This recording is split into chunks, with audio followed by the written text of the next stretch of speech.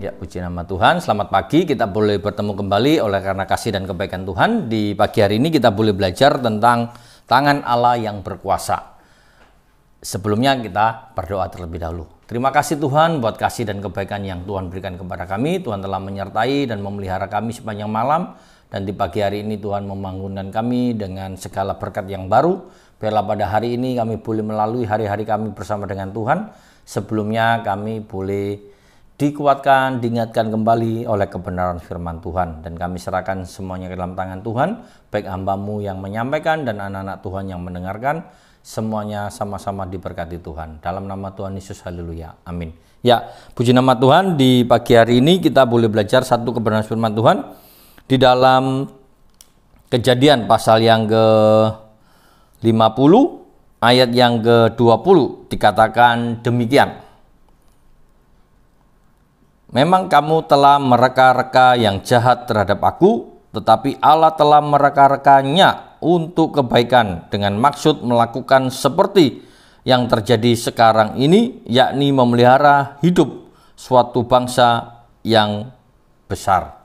Di sini kita bisa melihat satu kehidupan Yusuf, di mana Yusuf menyatakan dirinya kepada saudara-saudaranya setelah ayahnya telah pulang ke rumah bapak.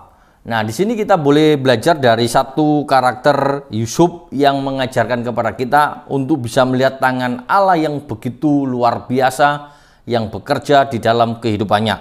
Kita tahu bahwa Yusuf hidup bertahun-tahun selalu diperlakukan dengan ketidakadilan. Meskipun ketika dia masih kecil sampai dia remaja dimanja oleh orang tuanya. Ketika dia beranjak dewasa, ketika kita tahu bahwa saudara-saudaranya sudah mulai iri hati, dan disitulah kita bisa mengetahui bahwa Yusuf hidupnya mengalami sesuatu yang tidak mengenakan. Begitu banyak tahun-tahun yang harus dialami sampai dia harus hampir mati, di mana Yusuf harus menjadi budak, bahkan dia direncanakan untuk dibunuh oleh saudara-saudaranya. Satu kehidupan yang tidak menyenangkan.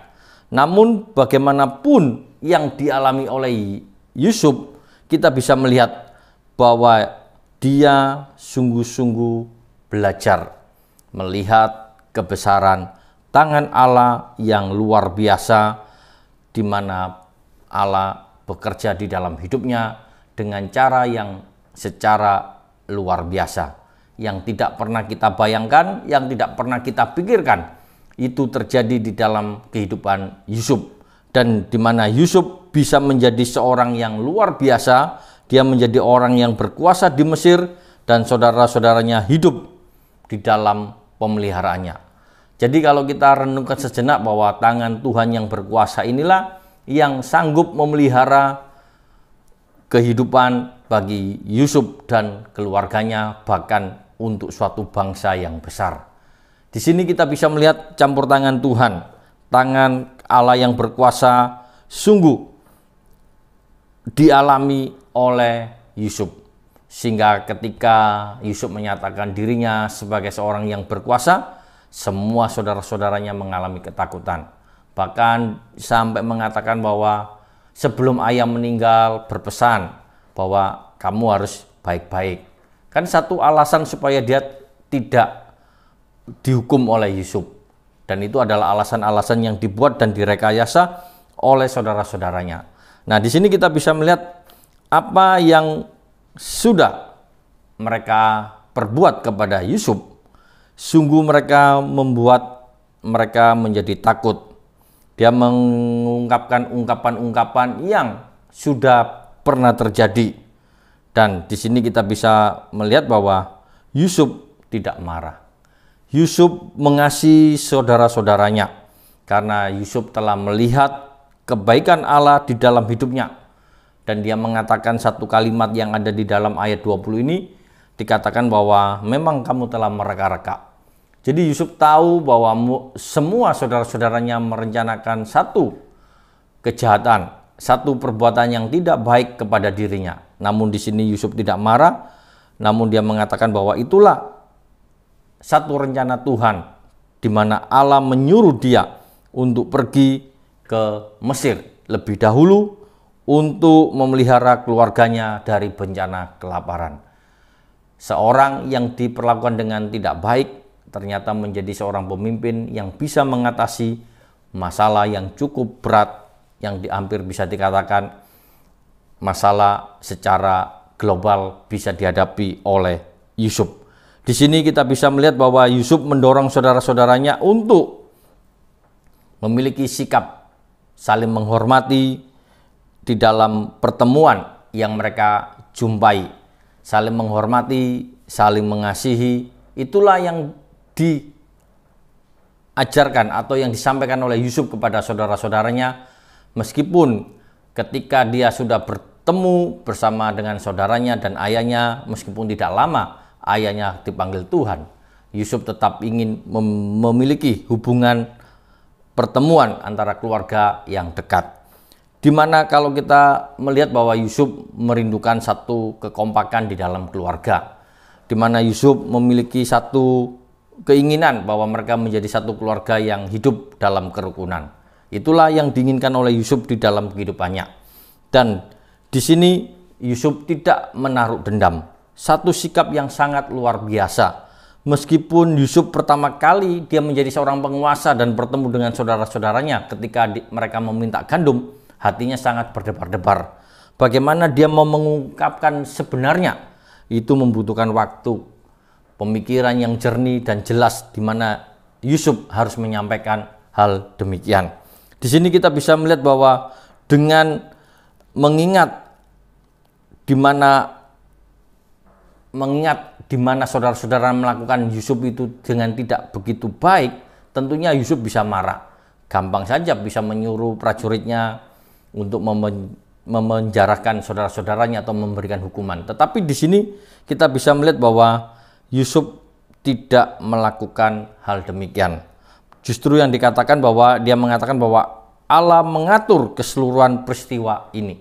Satu ungkapan bahwa semuanya bukan terjadi karena kebetulan, tetapi satu rencana Allah yang luar biasa yang sudah Allah desain di dalam kehidupan Yusuf untuk satu rencana yang harus dia lakukan.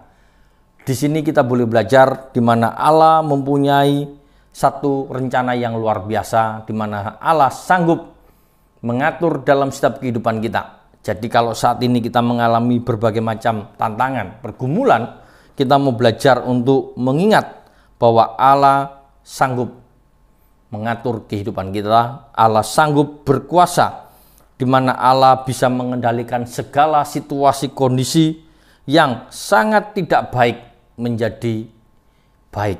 Sesuatu yang tidak menguntungkan dijadikan oleh Tuhan bisa menjadi keuntungan bagi anak-anaknya.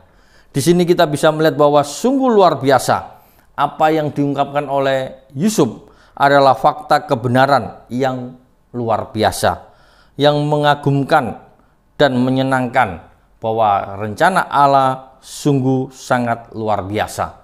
Allah mengendalikan kehidupan Yusuf, demikian juga Allah bisa mengendalikan hidup kita saat ini.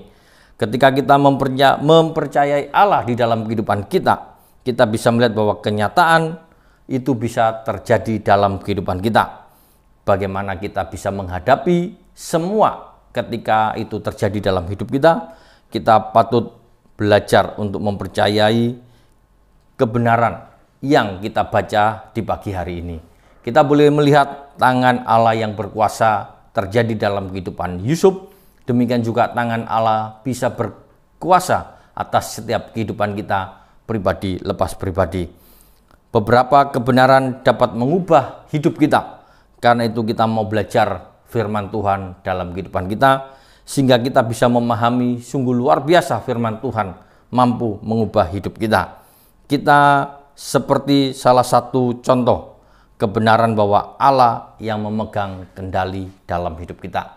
Situasi kondisi yang tidak baik itu pun kita bisa melihat bahwa di saat yang tidak baik Allah sanggup menunjukkan tangan Allah yang berkuasa terjadi di dalam hidup kita, sehingga kita boleh menjadi anak-anak Tuhan patut bersyukur dan bangga di mana tangan Allah yang berkuasa itu bekerja dalam hidup kita. Kita sebagai anak-anak Tuhan Yesus Kristus patut bersyukur, di mana tangan kuasa Allah di dalam nama Tuhan Yesus Kristus bekerja dalam hidup kita. Biarlah kebenaran firman Tuhan di pagi hari ini kita boleh mempercayai bahwa tangan Allah sanggup berkuasa atas hidup kita pribadi lepas pribadi. Mari kita berdoa. Bapa kami dalam surga, dalam nama Tuhan Yesus kami mengucap syukur buat segala kebaikan dan pertolongan yang Tuhan berikan. Tuhan memberkati setiap kami yang sudah mendengarkan firman Tuhan dan ajar kepada kami untuk selalu percaya bahwa tangan Allah berkuasa atas hidup kami.